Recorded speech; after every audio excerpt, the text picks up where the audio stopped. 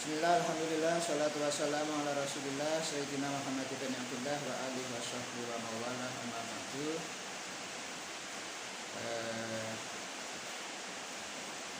Saudara-saudara sekalian, pada siang hari ini kita lanjutkan pertemuan kita. Kemarin kita telah membicarakan tentang bagaimana kesejarahan kehidupan ini yang itu masuk di dalam keimanan, keyakinan atau teologi kita menurut perspektif teologi Islam tentunya, sejak dari zaman kehidupan di surga kemudian ke dunia yang dihuni oleh makhluk-makhluk surgawi, ada Adam, ada malaikat, ada iblis, yang kemudian telah menjadi sunnatullah itu semuanya terjadilah kehidupan alam dunia. Terus kemudian Islam itu bagian daripada yang ada di dalam sejarah itu. Baik, apa sudah saya tampil yang saya share slide-nya? Oke. Kemarin saya kirim beberapa bahan materi tentang kesejarahan teologi ini. Itu beberapa sumber, beberapa literatur bisa dibaca ya. Tentunya sebagai sebuah perbandingan, sumber-sumber itu memiliki kemiripan atau memiliki kesamaan. Baik, pada kesempatan ini nanti akan kita jelaskan bagaimana kesejarahan Islam pada zaman Nabi Muhammad SAW, yang di situ nanti juga akan kita ketahui persoalan-persoalan teologi yang itu merupakan awal kemunculannya pada saat khilafah Islamiyah, pada saat khalifah. Kalau pada saat Nabi itu praktis semua permasalahan bisa diselesaikan. Sebelum ke situ, di sini ada beberapa yang ingin saya tampilkan dulu. Mata kuliah teosofi yang bagian pertama ini membahas tentang teologi, yaitu tentang akidah Islamiyah. Yang di dalam akidah Islamiyah itu ada keimanan. Bagaimana minggu yang lalu saya sampaikan, teologi atau tentang akidah ini di dalam literatur para ulama itu disebut dengan ilmu kalam, ilmul kalam. Jadi ilmu kalam itu adalah membicarakan tentang akidah, keyakinan, keimanan. Yang mana ahli-ahlinya itu disebut mutakalim. Jadi bukan kalam itu artinya sebagaimana dalam kuliah bahasa Arab itu ada maharatul kalam. Kalau itu artinya kalam dalam pengertian speaking, skill sebagai skill berbicara, keterampilan berbicara, mendengar, menyimak, membaca. Itu kalam dalam pengertian ini bukan pengertian itu, tapi ini adalah ilmu teologi. Ilmu kalam itu artinya bukan ilmu tentang speaking, tetapi ilmu tentang keyakinan, keimanan, atau bahasa padanannya itu adalah teologi. Apa itu sesungguhnya konsentrasi teologi itu? Itu pada dasarnya adalah menerangkan tentang sifat Allah yang wajib dipercayai. Yang terpenting adalah pembahasan tentang keesaan Allah. Jadi tentang keesaan Allah itu, esa dalam wujudnya, esa dalam sifatnya, esa dalam perbuatannya. Bentar, mungkin masih ada yang belum di-unmute, di-mute dulu ya. Mana ini, kalau bisa ya, mana ini. Oke. Mana bukunya? Sudah.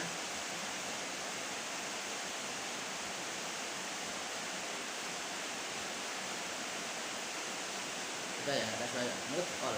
Oke.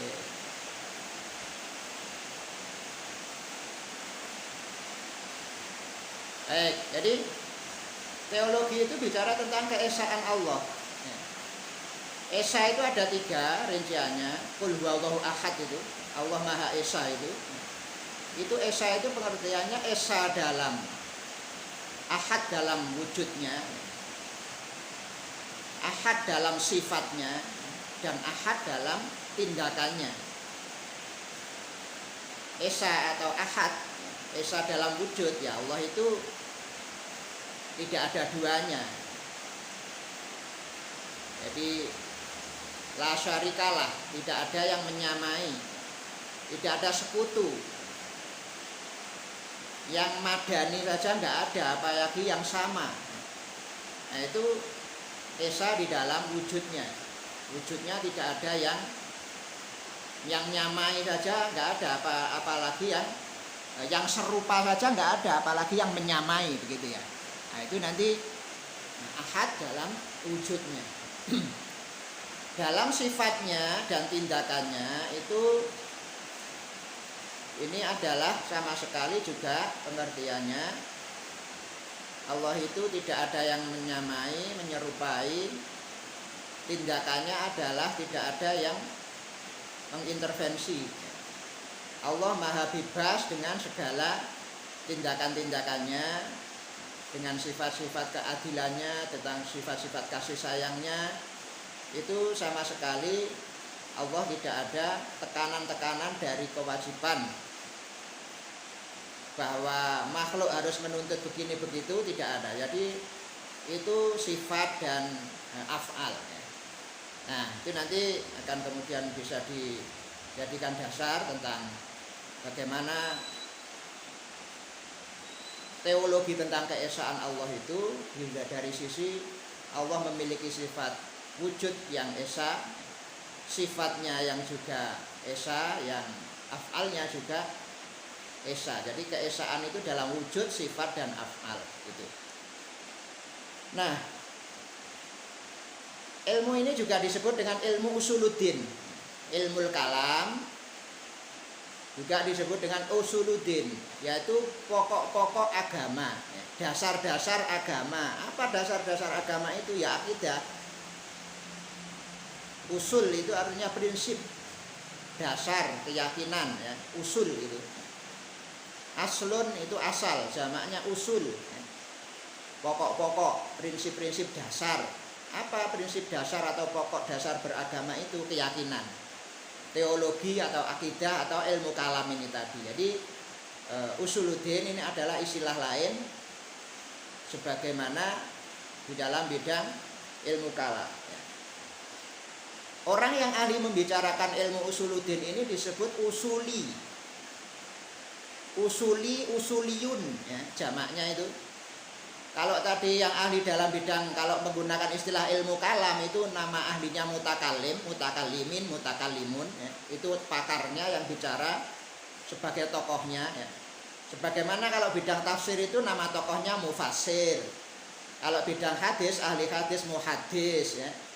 Kalau bidang fikih, faqih, ya. Kalau bidang ilmu kalam, mutakallim, ya. Kalau bidang usuluddin namanya ahlinya usuli, usuliyun, usuliyin. Nah itu namanya orang-orang yang ahli dalam bidang masalah pokok-pokok atau dasar-dasar agama. Oke, ini slide yang pertama. Nanti arah perkembangannya teologi itu dibagi dua. Ada teologi rasional dan teologi konvensional.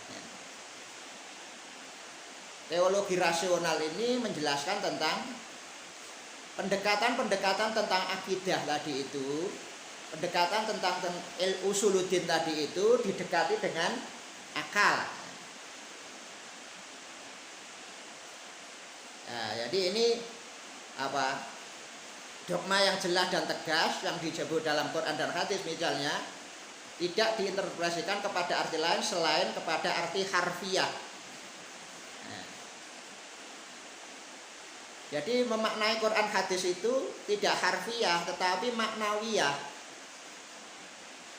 Ketika dasar Quran hadis yang bicara tentang keesaan Allah, sifat-sifatnya, perbuatannya, itu tidak diinterpretasikan, tidak ditafsirkan kepada yang sifatnya harfiah, tetapi kepada maknawiyah. Nah, ketika maknawiyah itulah perannya akal, rasional kalau memberi makna itu, bukan dogmatis sesuai tekstual, tetapi rasional. Yang kedua, memberikan kebebasan pada manusia dalam berbuat dan berkehendak. Corak teologi Islam yang rasional ini itu ada kebebasan manusia berkehendak. Manusia tidak semuanya ditentukan oleh Allah, tetapi manusia diberi kebebasan untuk berkehendak. Nah, ini corak-corak rasional. Manusia punya pilihan. Oleh karenanya memberikan daya yang kuat kepada akal untuk bisa mengukur, memilih, ya, memilah apa yang disebut baik dan apa yang buruk itu. Manusia sudah memiliki alat yang disebut akal. Alatlah yang memandu hidup manusia. Al-Quran dan hadis itu pemaknaannya harus tunduk kepada akal. Nah, begitu. Yang memandu hidup manusia itu akal. Agama itu tidak lebih hanya menguatkan saja fungsi akal. Nah, ini corak teologi yang rasional nanti. Tadi ada corak yang kedua setelah rasional, namanya tradisional. Kalau yang tradisional ini tek-tek Al-Quran ini dipahami secara harfiah. Ya. Kalau ayat-ayat Al-Quran ini, hadis itu memuat tentang keesaan Tuhan, itu dipahami tentang harfiah. Misalnya di dalam ayat Quran itu ada yadullahi fauqa aidihim. Tangan Allah di atas tangan mereka. Yadullah itu ya diartikan tangan Allah. Nah, ini namanya teologi tradisional yang memaknai Quran secara tekstual. Pada ayat lain misalnya waja'a rabbuka wal malaku soffan soffa, ya. Tuhanmu datang, ya, kalau diartikan begitu. Sementara malaikat itu dalam keadaan baris berbaris. Jadi ketika malaikat baris berbaris itulah Tuhan datang, kayak disambut bagaikan kepala gitu. Nah, itu dimaknai secara tekstual. Nah, ini kalau yang rasional tadi tidak mungkin Tuhan datang, ya. Kemudian yadullah fauqa aidihim tadi, yang tangan Allah di atas tangan mereka. Dimana kalau di pendekatan rasional itu harus ditafsiri secara masuk akal yang logis, ya. Yadullah fauqa aidihim itu kalau menurut yang tadi rasional ya kekuasaan Allah, bukan tangan Allah, begitu kan. Kekuasaan Allah atas segala-galanya, di atas kekuasaan mereka. Yang waja'a rabbuka wal malaku soffan soffa tadi yang dimaknai oleh tradisional secara tekstual ini, Tuhan datang sementara malaikat dalam keadaan berbaris menyambutnya, ya. Nggak mungkin Tuhan datang dalam pengertian fisik. Tapi adalah waja'a rabbuka itu yang dimaknai oleh yang rasional adalah yang datang adalah utusan Allah, bukan Allahnya, begitu. Nah, ini jadi hal-hal seperti inilah yang melahirkan nanti pertentangannya. Oleh karenanya pada poin kedua, tradisional ini tidak memberi kebebasan pada manusia dalam berbuat dan berkehendak. Semua dipasrahkan kepada kehendak Allah melalui teks Quran, kehendak Rasulullah melalui teks hadis, ya. Sehingga apa? Porsi akal itu sangat kecil. Akal harus tunduk kepada teks. Bukan seperti yang pertama tadi. Kalau yang rasional itu teks harus tunduk kepada akal. Kalau yang tradisional akal harus tunduk kepada teks. Nah, begini ini yang hal-hal yang menjadi corak penting ya di dalam memahami teologi tentang ketuhanan ya. Sifat-sifat Tuhan itu rasionalnya bagaimana, atau menurut pemahaman yang pertama atau pemahaman tradisionalnya, yaitu jadi hal-hal seperti ini yang nanti akan menjadi corak pada perkembangan selanjutnya. Oke, mungkin dua jenis ini dulu yang ingin saya antarkan di depan tentang corak teologi rasional dan tradisional. Akan saya lanjutkan dulu kepada sejarahnya ya. Periodisasi teologi Islam. Slide kedua ini apa sudah tampil yang saya tampilkan? Sejarah teologi Islam. Ada berapa periode? 4. Oke, baik. Ada 4 periode kesejarahan daripada teologi. Yang pertama disebut dengan praklasik. Kalau disebut pra itu sebelum, klasik itu ya sebelum yang klasik. Itu kalau dari sisi tahun 610 Masehi sampai 650 Masehi. Nabi Muhammad lahir itu pada 571 Masehi. Ya kan? 571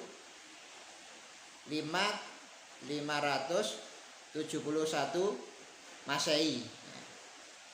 Jadi ini 571 ke 610 itu berarti sudah 40 tahun dari kelahiran Nabi. Nabi lahir 571. Ini adalah 610, berarti 41 tahun usia Nabi.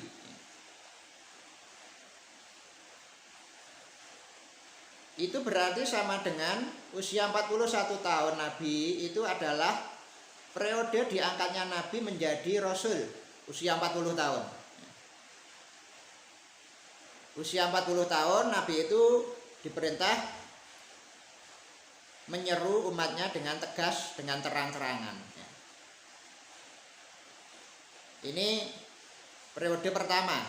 Periode praklasik ini 610 sampai 650. Kalau 40 tahun tadi itu 610 ya, dari usia Nabi itu 40 tahun, berarti ditambah ke 650 itu adalah ditambah apa? 40 tahun dari usia Nabi, 80 tahun berarti Nabi sudah wafat.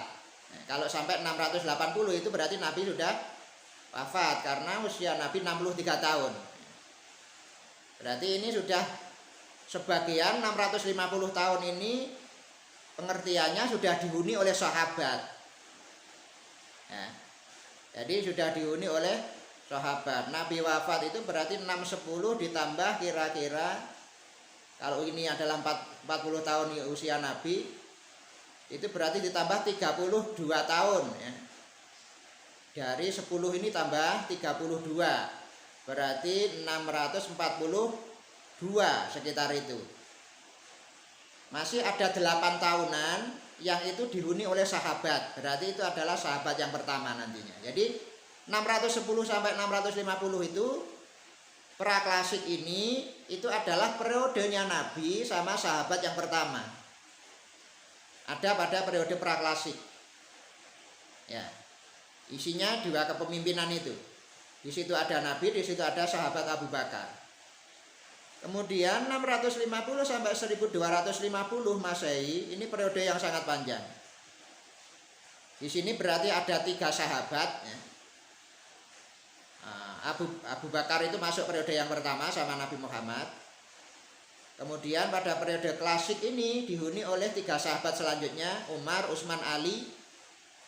Ditambah kemudian nanti setelah Ali tumbang digantikan dengan Umayyah, Bani Umayyah,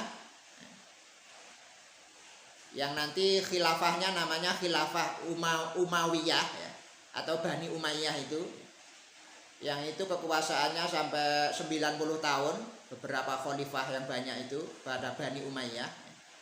Itu dinasti yang pertama setelah Khulafaur Rasyidin, itu disambung dengan Bani Umayyah, dinasti Bani Umayyah.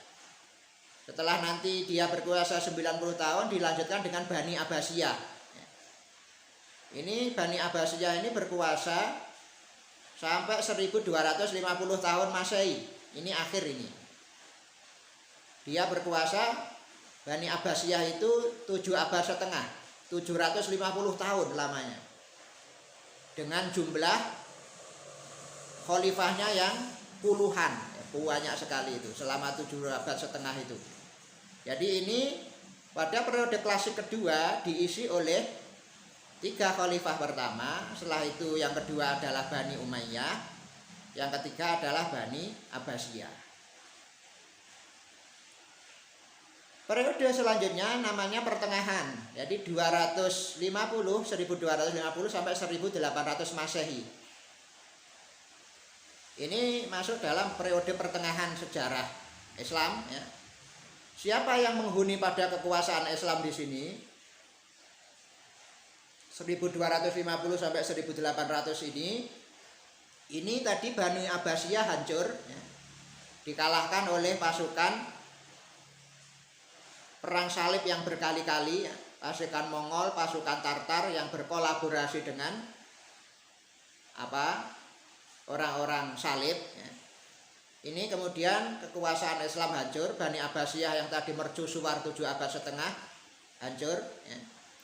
Kekuasaan Islam berantakan, terpecah belah. Nah, di sini terkenal dengan ketika kekuasaan Islam itu hancur, dinastinya namanya dinasti Mamalik. Mamalik atau Mamluk ya. Itu adalah kerajaan-kerajaan kecil.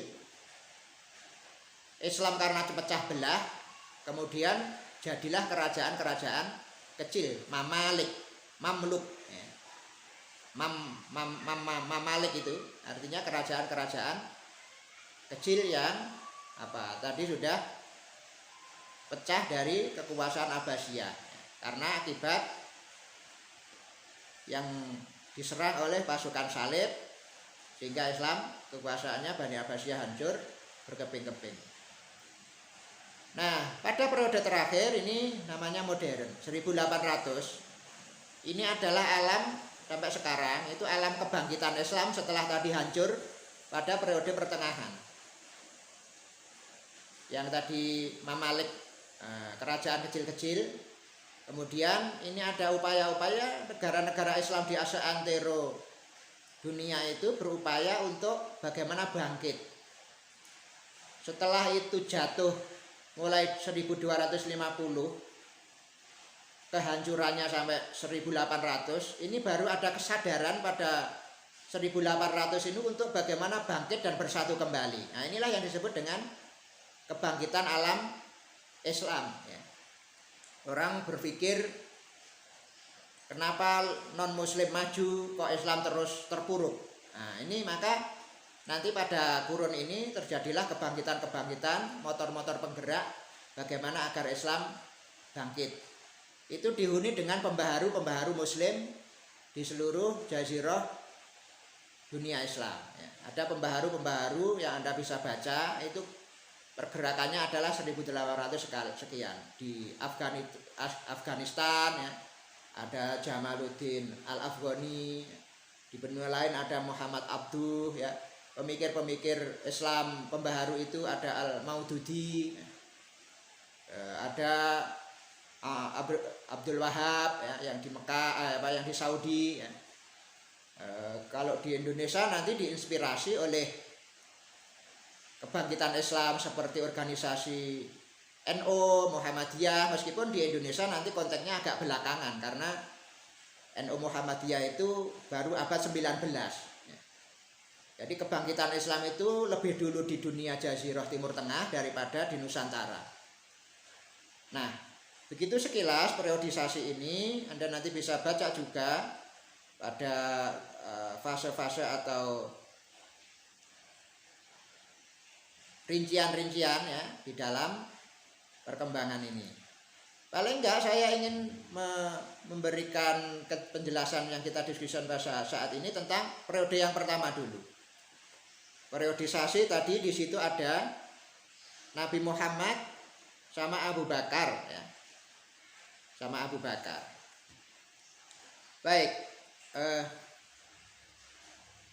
pada periode Nabi Muhammad dan Abu Bakar yang ini masuk pada praklasik ya, itu ada beberapa poin yang perlu kita catat, ada 3 mungkin secara lebih garis besar ya. Jadi 610 sampai 622 itu yang disebut dengan pembentukan agama.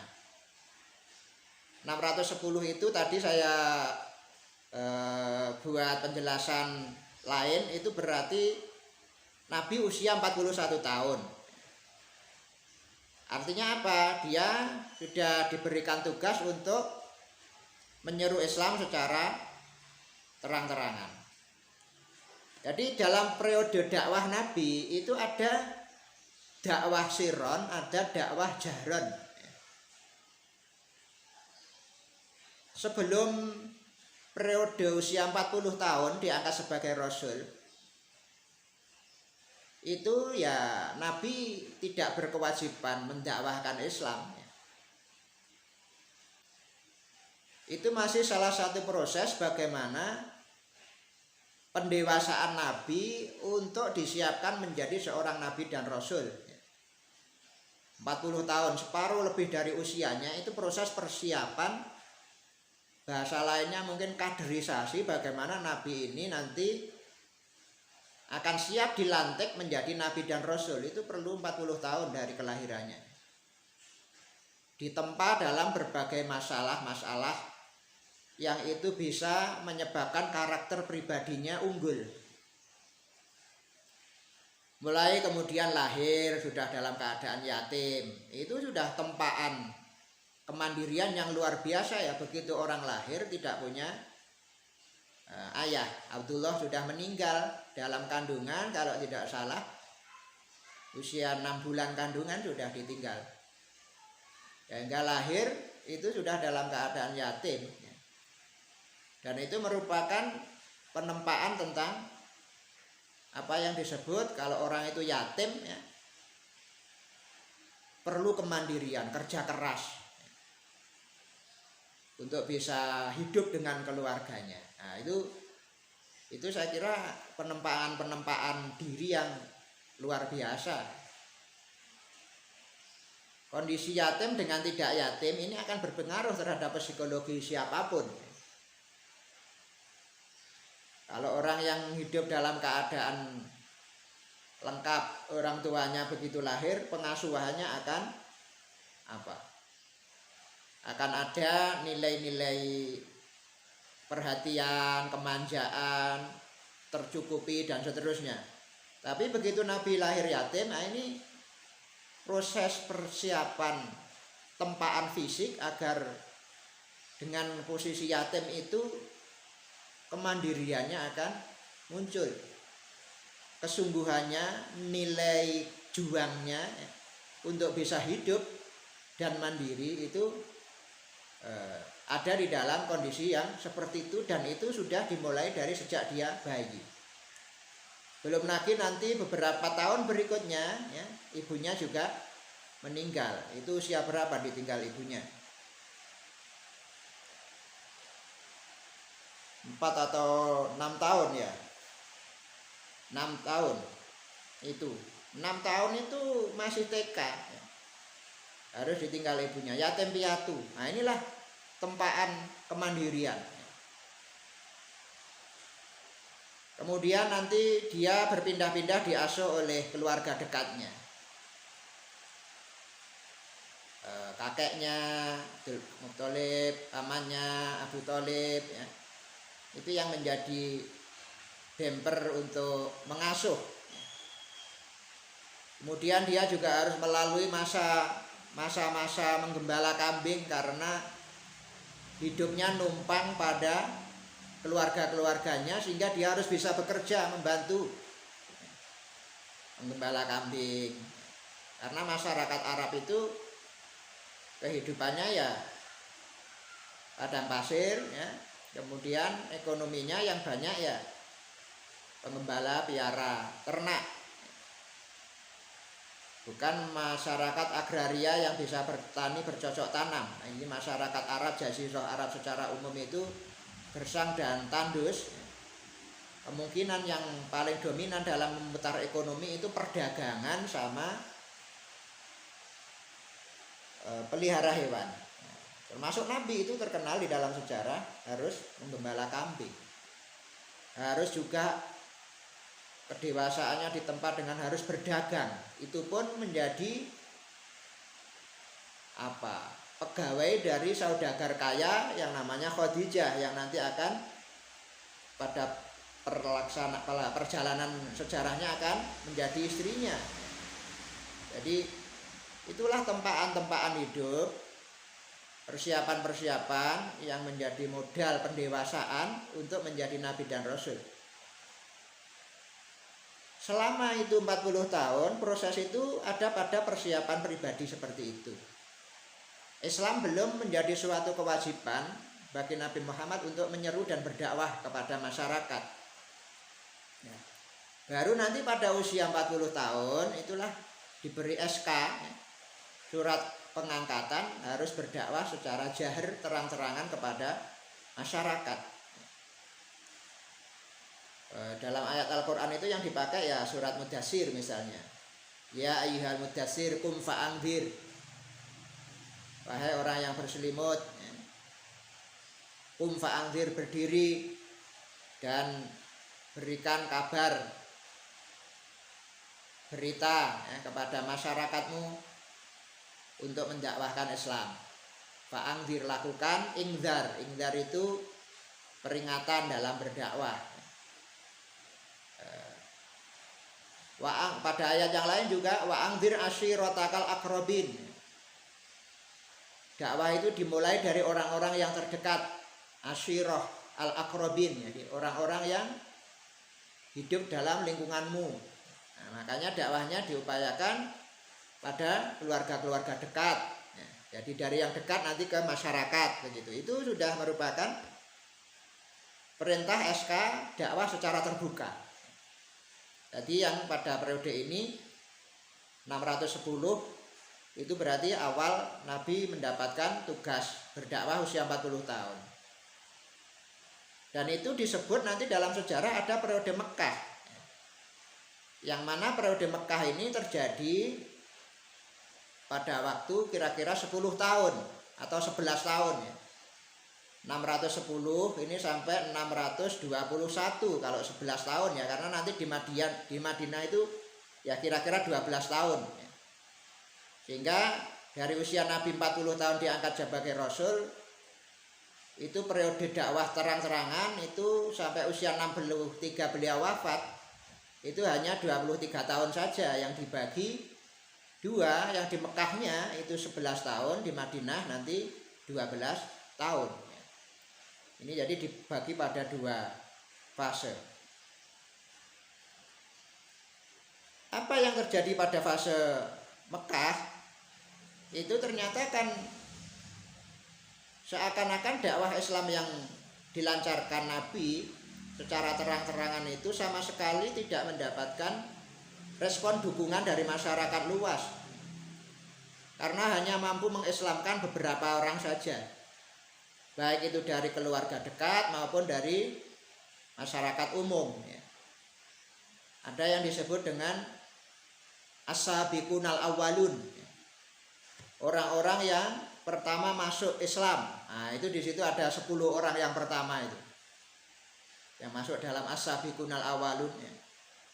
Baik itu dari generasi tua, generasi muda ya, sahabat-sahabatnya, keluarganya ya. Itu ada istilahnya as-sabiqunal awwalun, yang ketika Nabi berdakwah itu kemudian spontan menyatakan dirinya Islam.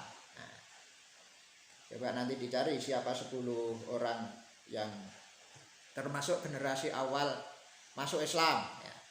Orang-orang terdekat termasuk Aisyah, Khadijah, ini kan orang yang paling awal ya, Abu Bakar, nanti dari kalangan pemuda ada Utsman, ada siapa lagi itu.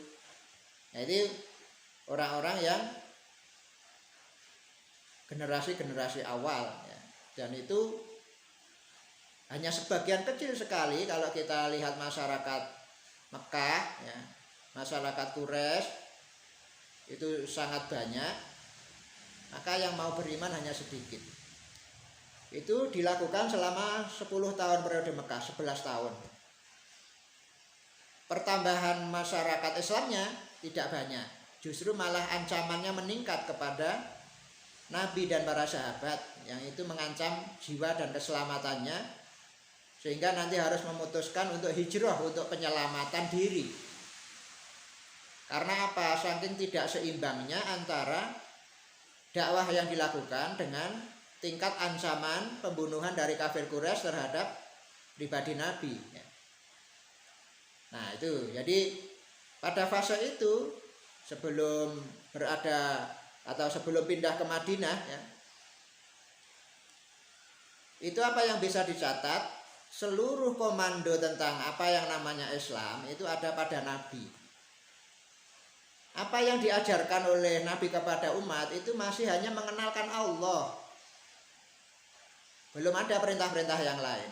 Karena periode Mekah itu hanya mengenalkan tauhid, Tuhan itu bukan berhala, Tuhan itu Allah gitu.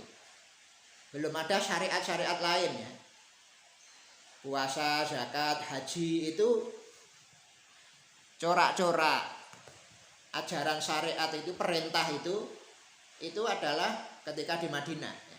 Jadi kalau periode Mekah itu pengkondisian ya, tentang tauhid, mengenalkan bahwa Tuhan itu bukan berhala itu yang ada di sekitar Ka'bah, tapi Tuhan itu Allah. Itu merupakan reformasi teologi, reformasi keimanan, keyakinan ya, yang mana ini menjadi dasar untuk selanjutnya. Belum ada perintah-perintah yang dibebankan pada umat Islam. Baru itu saja itu sudah jumud dakwahnya. Nah, begitu. Oleh karena itu ya, Nabi di dalam posisi seperti itu, Nabi sebagai kepala agama, artinya apa?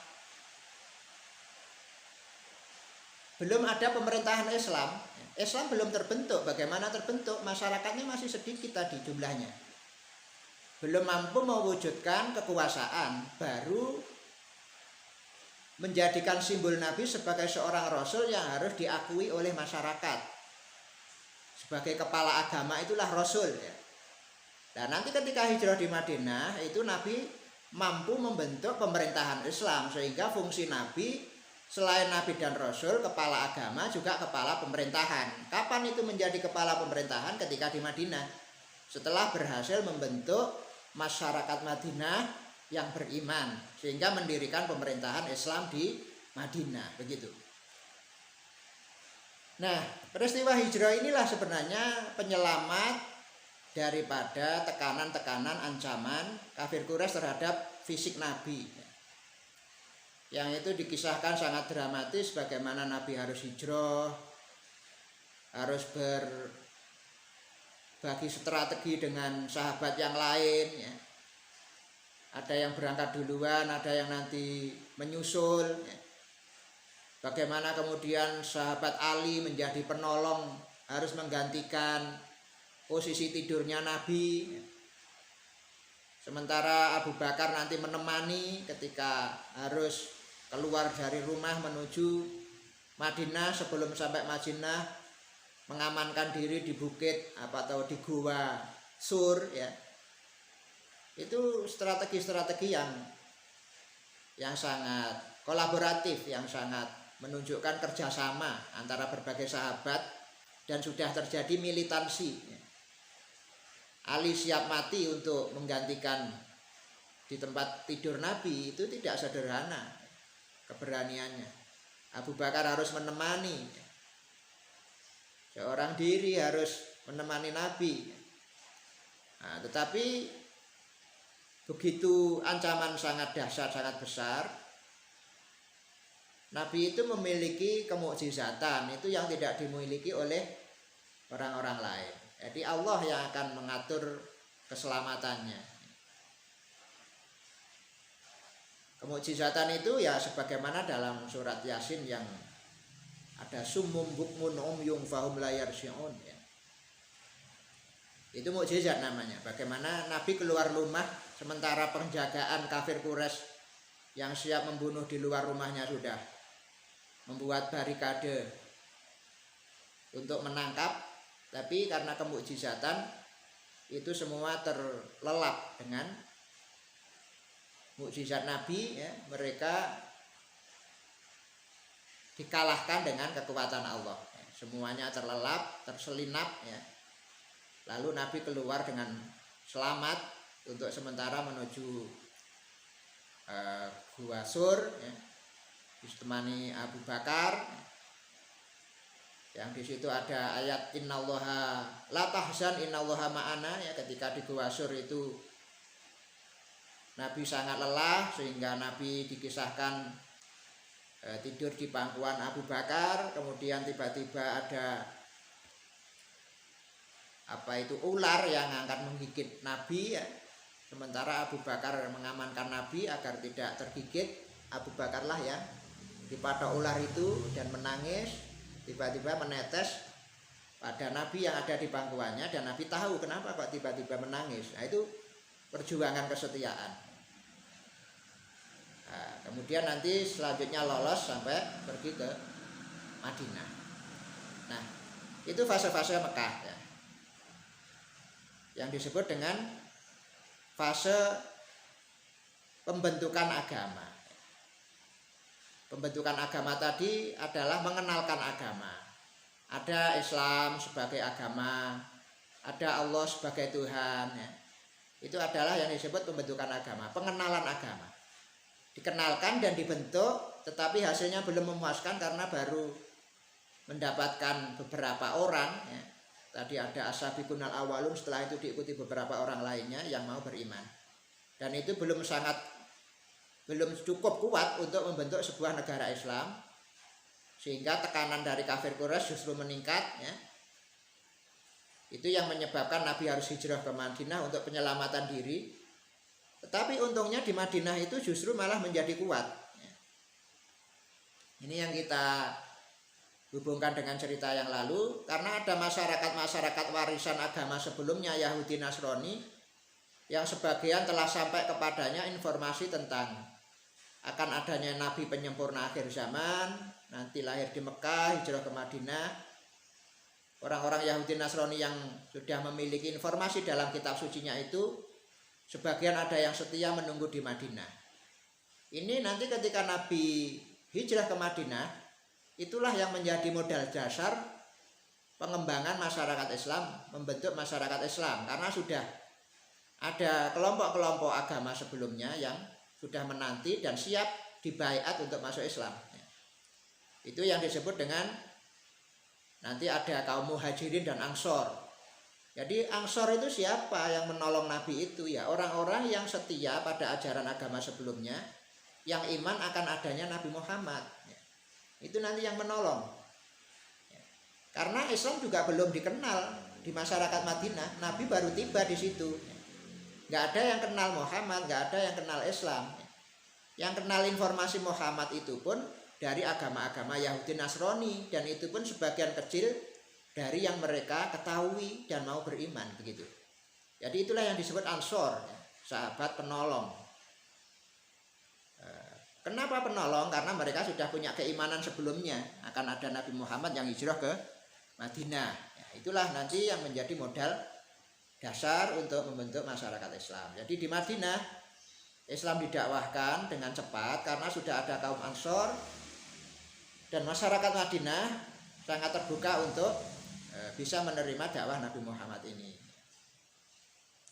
Jadi kalau di dalam sejarah ini hijrah ke Madinah itu pada 622. Kalau tadi 610 sampai 622 itu berarti di Mekah 12 tahun ya, atau 11 tahun. di Madinah, kemudian nanti mengembangkan masyarakat Islam, terciptalah kemudian negara Islam, sehingga itu mendudukkan Nabi sebagai kepala pemerintahan. Karena apa? Karena sudah punya pemerintahan Islam Madinah. Nah, begitu. Dari sini kemudian nanti Nabi masih memiliki tugas bagaimana mengislamkan Mekah sebagai tanah kelahirannya itu. Bagaimanapun hijrah ke Madinah itu tidak berarti di Mekah selesai. Karena tugas utamanya adalah menjadikan masyarakat dunia ini semuanya berislam, dan itu dimulai dari Jazirah Arab. Dari tempat kelahirannya yang sementara itu gagal dulu sehingga harus ke Madinah hijrah. Dari Madinah itulah membentuk masyarakat Islam, berpikir strategi bagaimana mengislamkan Mekah sebagai tempat dan tanah kelahirannya itu, yang tadi di situ dakwahnya adalah gagal. Susunlah strategi dakwah bagaimana kembali ke Mekah. Nah, nanti maka di situ akan ada Fathu Makkah, penaklukan Mekah kembali setelah tadi Nabi terusir. Itu dalam surat An-Nasr, idza jaa nasrullahi wal fath.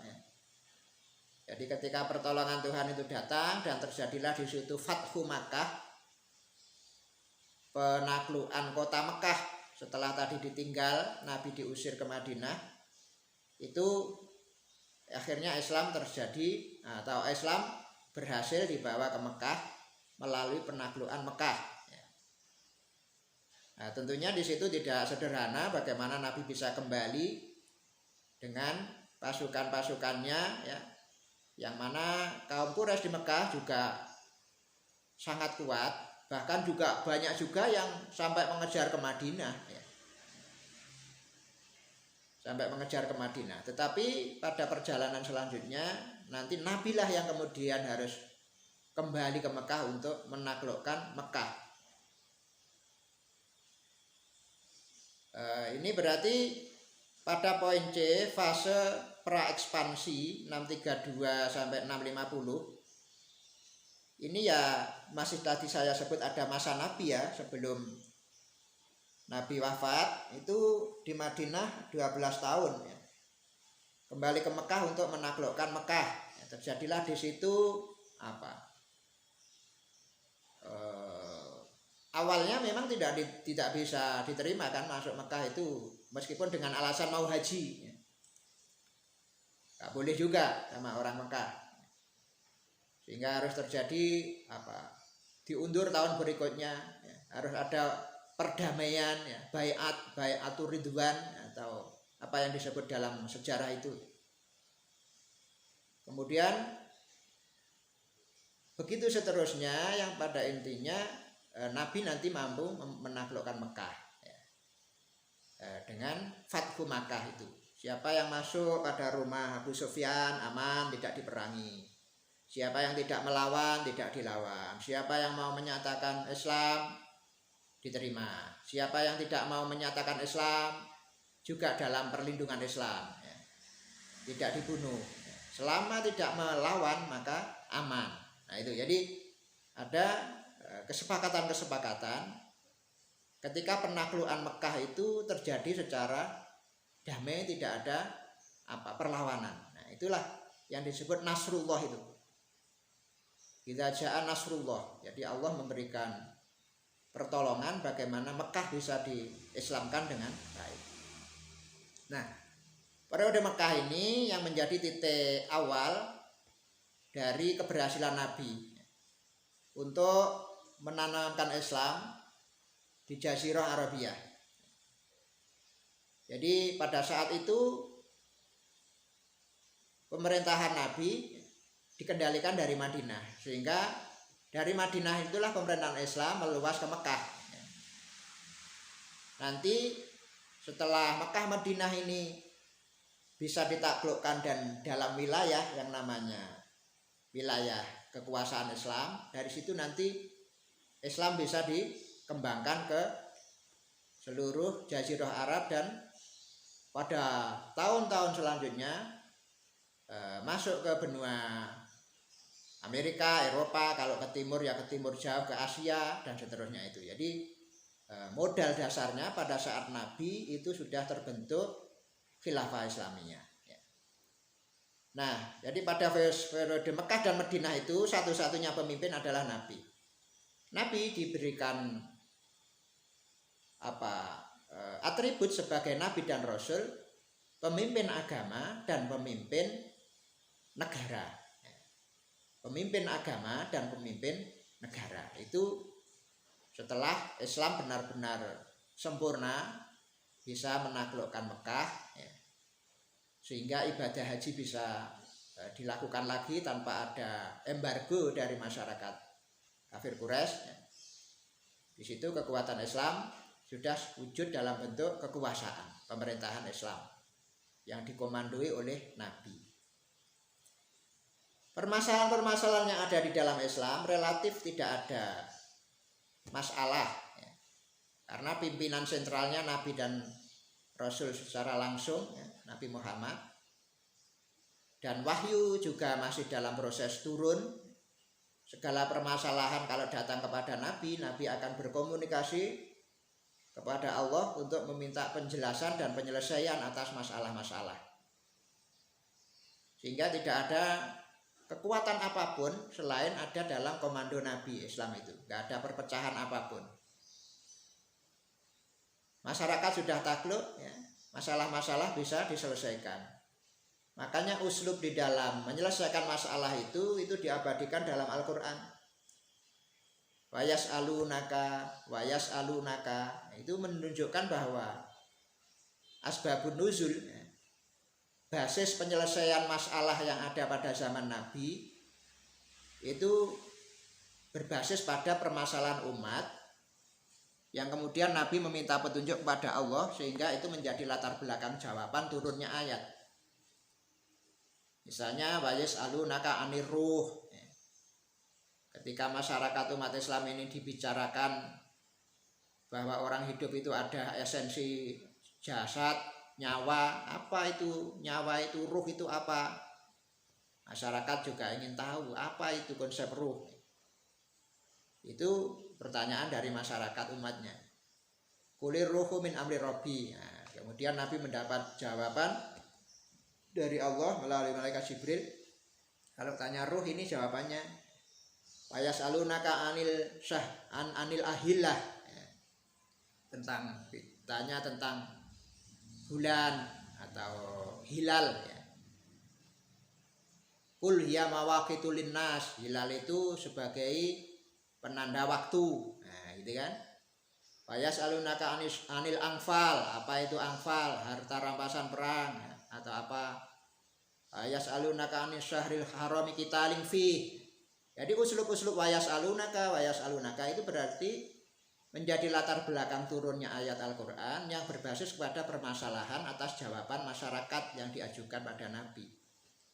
Sentralitas permasalahan dan jawabannya itu ada pada Nabi. Tidak ada sumber lain yang bisa menjadi rujukan. Jadi otoritas Islam dan kekuasaan Islam itu ada pada Nabi, tidak ada yang lain. Nah, itu menunjukkan bagaimana kekuatan kepemimpinan Nabi sebagai pemimpin agama dan sebagai pemimpin kekuasaan pemerintahan Islam, khilafah Islamiyah.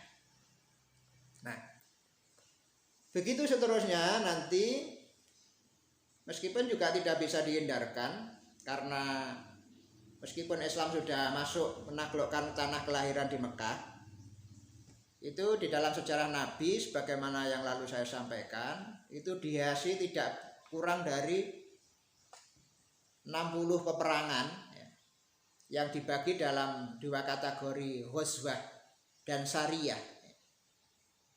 30 peperangan kira-kira itu dipimpin langsung oleh Nabi, itu yang disebut ghazwah, perang ghazwah.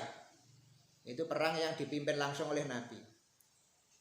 Kalau perang sariyah itu perang yang didelegasikan kepada sahabat-sahabatnya. Kapan perang-perang ini muncul? Kalau periode Mekah tadi belum punya kekuatan, masih sedikit. Jadi perang-perang ini muncul ya setelah Nabi di Madinah membentuk khilafah Islamiyah ya. Masyarakat Muslim meneguhkan dirinya sebagai Nabi dan Rasul, sebagai pemimpin Islam, agama Islam, negara Islam ya. Itu baru menimbulkan perlawanan dari masyarakat yang kafir Quraisy tadi itu. Itu periode Madinah. Sampai kemudian tadi Nabi mempertimbangkan mau menaklukkan Mekah, itu sudah menghitung kekuatannya dan strateginya. Begitu. Jadi ketika Nabi di Madinah dan memulai membentuk sampai terbentuknya masyarakat Muslim tadilah, ketika terbentuk itulah mengundang kafir Quraisy untuk melakukan peperangan. Karena apa? Karena Nabi telah mentahbiskan, mengumumkan secara terang-terangan ada pemerintahan Islam di Madinah gitu. Nah, makanya banyak perang di sana ya. Jadi kalau 60-70 perang itu dilakukan dalam periode Madinah, padahal di Madinah itu hanya kira-kira 12 tahun ya. Itu ada 70 peperangan, 60-70 peperangan, baik yang dipimpin sendiri maupun didelegasikan pada sahabatnya. Kalau 12 tahun itu ada 70 peperangan, itu berarti kan dalam setahun paling enggak berapa itu 70 kali dibagi 12. Nah, jadi ada sekian banyak peperangan dalam setahun, minimal berapa? Kalau 5 kan sudah 5 kali 12 berapa? 60 ya. Jadi sekitar 1 tahun itu ada 4, 5, 6 peperangan kalau dibuat rata-rata dalam 1 tahun. Kalau 6 peperangan saja kalau rata-rata berarti dalam 2 tahun sekali atau dalam 2 bulan sekali ada perang gitu ya. Baik itu yang dipimpin Nabi atau jadi banyak sekali perang ketika setelah menyatakan pemerintahan Islam di Madinah itu. Kalau dibuat rata-rata per 2-3 bulan ada perang besar. Dalam sejarah itu ada perang Khandaq yang terjadi di Parit, ada perang Mu'tah terjadi di daerah Mu'tah, ada perang Uhud ya, ada perang Badar itu yang besar-besar ya. Itu bisa dilihat dalam sejarah-sejarah bagaimana Nabi dalam berdakwah telah memproklamasikan Islam sebagai agama dan kekuasaan, itu disambut dengan berbagai macam perlawanan dari masyarakat kafir Quraisy dan betapa sulitnya untuk mengibarkan dan menegakkan bendera Islam itu ya. Terbukti dengan beberapa kali perlawanan atau peperangan itu. Baik. Di akhir Nabi wafat, itulah yang kemudian menjadi catatan penting yang nanti kepemimpinan ini akan berubah kepada Khulafaur Rasyidin. Jadi di sini ada fase pra-ekspansi. Kalau tadi pada B itu pembentukan negara Islam, yang pra-ekspansi ini ya bagaimana dimulai dari perpindahan kekuasaan Islam pada para sahabat. Yang disebut ekspansi itu kan mengembangkan Islam. Pada zaman Nabi ya Islam itu dikibarkan di Jazirah Arab, Mekah, Madinah dan sekitarnya.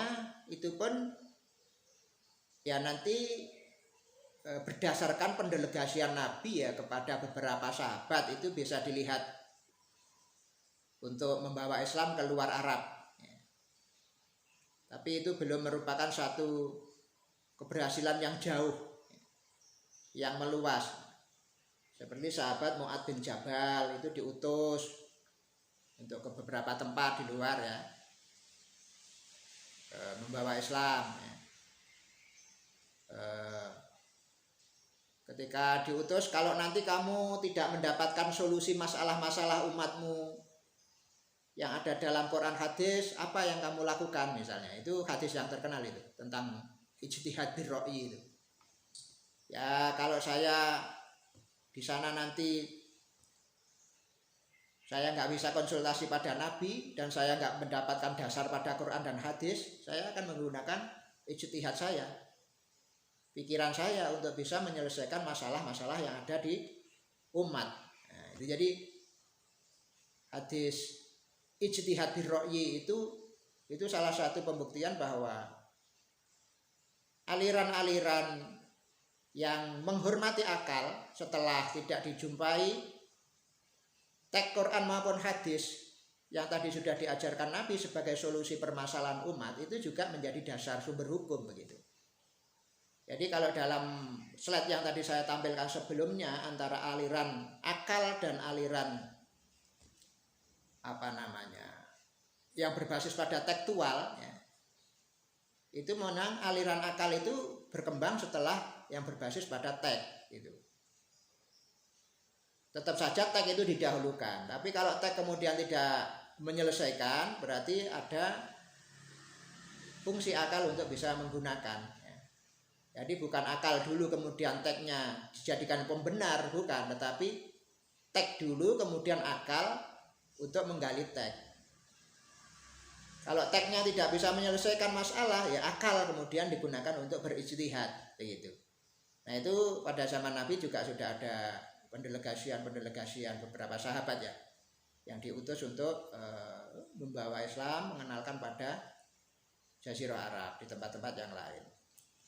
Nah satu yang ingin saya tekankan, ketika Nabi wafat itulah kalau di dalam sejarah Islam nanti akan terjadi masa transisi bagaimana peralihan kepemimpinan dari dari Nabi kepada para sahabat.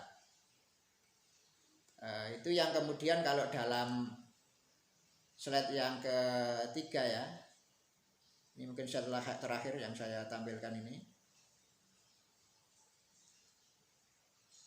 itu merupakan awal dari permasalahan yang muncul dalam dunia Islam. Slide yang warna pink atau kuning sudah tampil?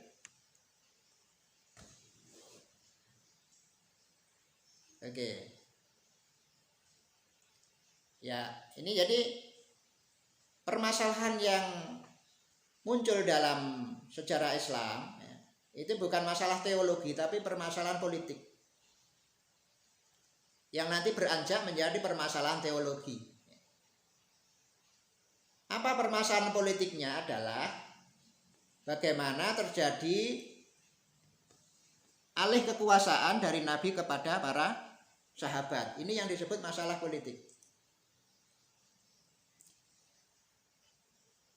Fakta sejarahnya ketika Nabi Muhammad wafat 632 Masehi ya, para sahabat ini disibukkan dengan pembahasan mengenai pengganti Rasul sebagai kepala negara, sehingga pemakaman Nabi ini kayak menjadi tertunda karena harus membicarakan khalifah dulu, penggantinya siapa. Sementara Nabi juga tidak memberikan penunjukan siapa yang menjadi penggantinya. Itu yang menjadi titik permasalahan ya. Kalau di dalam sejarah akhir-akhir menjelang Nabi wafat itu didahului dengan sakit dulu. Sakit beberapa hari ya. Yang kemudian setelah agak bisa sehat ya, pernah juga memaksakan untuk ke masjid tetapi belum juga bisa gitu, sehingga pada saatnya nanti Nabi Muhammad ini menunjuk yang namanya Abu Bakar untuk menjadi imam. Jadi ketika sakit parah itu masih beberapa saat masih bisa ngimami. Tadi pada saat sakitnya parah sekali ya, itulah kemudian Nabi meminta Abu Bakar untuk menjadi imam. Kalau nggak salah Nabi Abu Bakar itu ngimami hampir 1 hari atau jadi berapa kali waktu sholat begitu, untuk nanti selanjutnya ternyata Nabi wafat ya. Itu menjelang akhir kewafatan Nabi. Nabi pernah juga dalam sejarah itu dalam keadaan sakit yang tadi sudah menunjuk Abu Bakar itu sebagai imam, Nabi melihat dari pintu jendela rumahnya atau jendela rumahnya ya, gimana tentang keadaan kesiapan umat Islam di Madinah itu untuk melakukan sholat gitu, nyinceng gitu bahasanya. Dan para sahabat sudah merasa senang kalau pertanda Nabi mau ngimami begitu, tapi ternyata juga memberi isyarat kepada Abu Bakar untuk melanjutkan sholat. Dan itu adalah waktu terakhir Nabi memberikan atau ketemu ya dengan sahabat, karena setelah waktu itu Nabi meninggal gitu. Jadi sudah terjadi penunjukan imam yang selama itu imam sholat itu dilakukan Nabi ya, itu terjadi kepada Abu Bakar.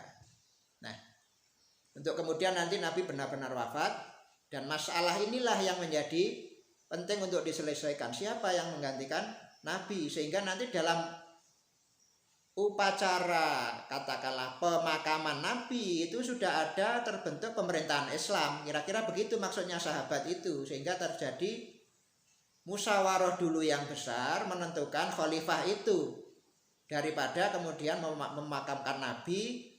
Sementara kalau dimakamkan dulu belum ada kelanjutan pemerintahan, ini siapa yang memimpin begitu. Itu yang terkesan bahwa permasalahan khilafah ini lebih dominan ya, sehingga pemakaman Nabi agak permasalahan kedua atau agak ditangguhkan, agak terlantar bahasanya, karena sahabat merasa perlu untuk berbicara tentang siapa penerusnya dari khilafah Islamiyah itu. Nah, akhirnya berkumpullah kelompok sahabat Muhajirin Ansor dengan perwakilan-perwakilannya bermusyawarah, akhirnya menyetujui agar seluruh perwakilan Muhajirin Ansor itu mengirimkan delegasi. Setelah dipertimbangkan berbagai aspek, Abu Bakarlah yang terpilih melalui musyawarah mufakat itu. Karena Abu Bakar termasuk yang paling senior, yang paling bijak, yang menemani Nabi saat hijrah ya. Abu Bakar termasuk pernah diamanati tadi menjadi imam ya. Padahal Nabi masih hidup meskipun dalam keadaan sakit. Itu juga alasan-alasan yang menjadi indikator ya, bahwa Abu Bakar sangat layak dan disetujui oleh semua sahabat. Akhirnya dibaiatlah Abu Bakar sebagai khalifah, dan itu perlu beberapa waktu, sehingga setelah terpilih Abu Bakar sebagai khalifah, terjadilah pemakaman Nabi, dan sudah terbentuk kepala pemerintahan, dalam hal ini Khalifah Abu Bakar sebagai khalifah yang pertama sepeninggal Nabi. Ini satu permasalahan yang kalau pemilihan awal ini musyawarah mufakat tercapai, baru nanti ke pemilihan kedua Abu Bakar wafat ya, ini mulai timbul kubu-kubu ketika bagaimana harus mengangkat Umar.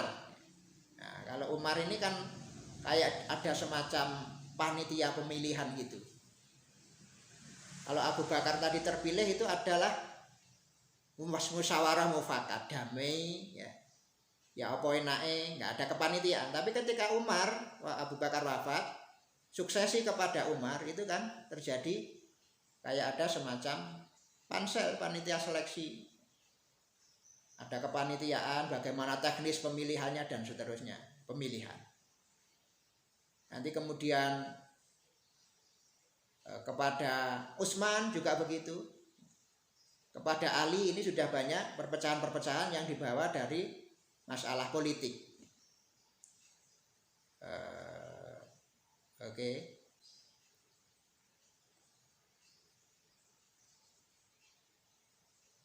Jam berapa itu? Jam 2 ya. Oke, ya ini yang terakhir. Jadi untuk setting kepada terpilihnya 4 khalifah, itu Khalifah Abu Bakar tanpa masalah. Baru ketika Umar, Utsman dan Ali itu, disitulah sudah banyak permasalahan tentang ketertarikan sahabat untuk bisa menjadi pemimpin. Ini yang menjadi disebut dengan permasalahan politik.